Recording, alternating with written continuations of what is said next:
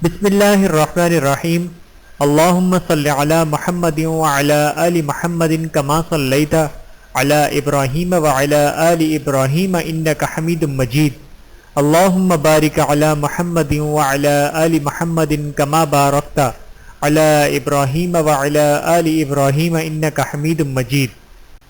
بسم اللہ الرحمن الرحیم۔ خواتین کے لیے رمضان المبارک کا خاص تحفہ۔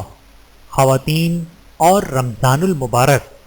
بسم اللہ الرحمن الرحیم۔ سبق نمبر 7، مسلمان خاتون اور جنت کا راستہ۔ کیا ہماری مسلم روزے دار اور فرما بردار خواتین کوئی ایسا آسان راستہ جانتی ہیں جو انہیں جنت میں پہنچا دے؟ اگر نہیں جانتی ہیں تو میں ان کی خدمت میں نبی کریم صلی اللہ علیہ وآلہ وسلم کی وہ احادیث پیش کرتا ہوں جن میں آپ نے ان کی ہدایت و سعادت کے لیے ایسے راستے کی رہنمائی کی ہے جو انہیں اللہ تعالیٰ کی رضامندی اور جنت تک پہنچانے والا ہے۔ نیز اس پر چلنے سے میاں بیوی کے درمیان بہترین مضبوط ازدواجی تعلقات بھی استوار ہوں گے۔ نمبر 1، شوہر کی خوشنودی۔ حضرت ام سلمہ رضی اللہ تعالیٰ عنہ سے مروی ہے کہ رسول اللہ صلی اللہ علیہ وآلہ وسلم نے فرمایا، جس عورت کا اس حالت میں انتقال ہو کہ اس کا شوہر اس سے خوش ہو وہ جنت میں داخل ہوگی۔ بحوالہ ترمذی شریف، ابن ماجہ و حاکم۔ اس کے لیے ہماری مسلمان خواتین کو چاہیے کہ جس چیز میں اللہ تعالیٰ کی نافرمانی نہ ہو وہ اس میں زندگی بھر اپنے شوہروں کو خوش رکھیں اور جنت میں داخلے جیسی کامیابی کو یقینی بنائیں۔ نمبر 2، اپنے واجبات کو پورا کرنا۔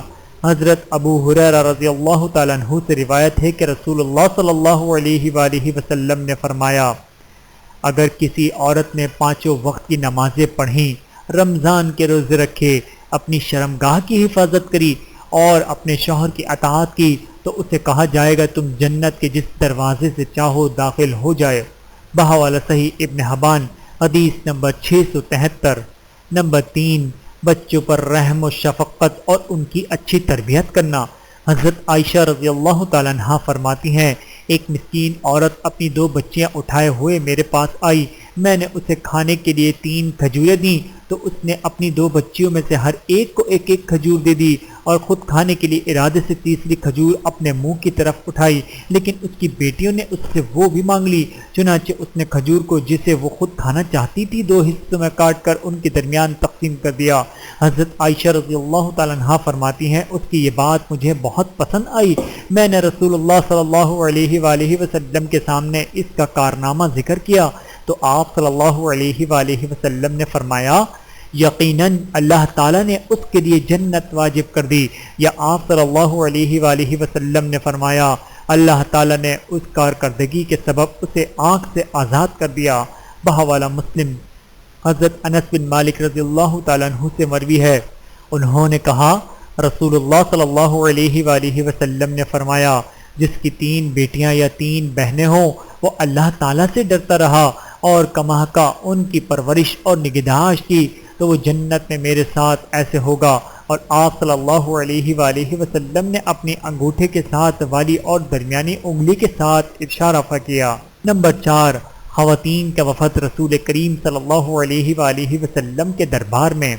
ترجمہ، حضرت اسماء بن یزید بن السکن رضی اللہ تعالیٰ عنہ نبی کریم صلی اللہ علیہ وآلہ وسلم کے پاس آئیں اور کہا کہ میں مسلم خواتین کی طرف سے بھیجی گئی ہوں، جو میں کہتی ہوں وہی سب کہتی ہیں اور جو میری رائے ہے وہی سب کی رائے ہے کہ اللہ تعالیٰ نے آپ کو مردوں اور عورتوں سب کے لیے مبعوث کیا ہے اور ہم سب آپ پر ایمان لائیں اور آپ کی اتباع کی، لیکن ہم عورتیں پردوں میں ملبوس اور گھروں میں محبوس ہیں، اور مردوں کو جمعہ نماز جنازہ اور جہاد میں حاضر ہونے کی فضیلت حاصل ہے، اور جب وہ جہاد کے لیے نکلتے ہیں تو ہم ان کے اموال کی حفاظت اور ان کی اولاد کی پرورش کرتی ہیں، تو کیا اے اللہ کے رسول ہم بھی اجر میں ان کے ساتھ شریک ہوں گی؟ رسول اللہ صلی اللہ علیہ وآلہ وسلم نے اپنے چہرے مبارک کو صحابہ کرام رضوان اللہ تعالیٰ عنہم کی طرف پھیر کر فرمایا، کیا تم نے کبھی کسی عورت سے اپنے دین کے متعلق اس سے بہتر سوال کرتے ہوئے سنا ہے؟ صحابہ نے کہا، اے اللہ کے رسول نہیں۔ رسول اکرم صلی اللہ علیہ وآلہ وسلم نے فرمایا، اے اسماء، جاؤ اور ساری عورتوں کو بتاؤ کہ تم میں سے کسی عورت کا اپنے شوہر کی بہتر فرما برداری، اس کے مرضی کی جستجو اور اس کی موافقت کرنا ان سب فضائل کے برابر ہے جو تم نے مردوں کے لیے ذکر کیے ہیں۔ تو حضرت اسماء رضی اللہ تعالیٰ عنہا رسول اللہ صلی اللہ علیہ وآلہ وسلم کی بات سے خوش ہو کر اللہ اکبر اور لا الہ الا اللہ پڑھتی ہوئی واپس لوٹ گئیں۔ اللہ تعالی ہم سب کو عمل کرنے کی توفیق عطا فرمائے، آمین ثم آمین۔ ویڈیو دیکھنے کا بہت شکریہ۔ مزید ویڈیوز دیکھنے کے لیے ہمارے چینل کو سبسکرائب کریں۔ اگر ویڈیو پسند آئے تو لائک کریں۔ اچھی بات کو دوسروں تک پہنچانا صدقہ جاریہ ہے۔ جزاکم اللہ خیرا کثیرا۔ اپنا اور اپنے پیاروں کا بہت زیادہ خیال رکھیے گا اور مجھے دعاؤں میں یاد رکھیے گا۔ Take care. اللہ حافظ۔